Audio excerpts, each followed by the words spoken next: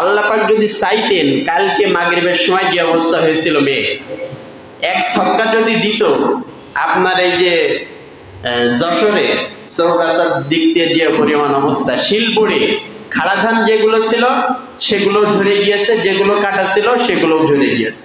কৃষকের মাথায় হাত। আল্লাহ পাক এমনও তো করতে পারতো আপনাকে, ঠিক কিনা বলেন? আপনি আল্লাহ পাকের কুদরতি কদমের সাজদা দেন, সমস্ত রকমের বিপদ থেকে আল্লাহ পাক আপনাকে হেফাজত করে দেবে, ঠিক কিনা বলেন? আর সেই আল্লাহকে ভুলে আপনি এখনো মাঠে বসে আছেন কিভাবে, আমার তো বুঝে আসে না। সেজন্য আমরা সব সময় যেন আল্লাহ পাকের শুকরিয়া আদায় করতে পারি। আল্লাহ পাক কবুল করুক, সকলেই বলেন আমিন।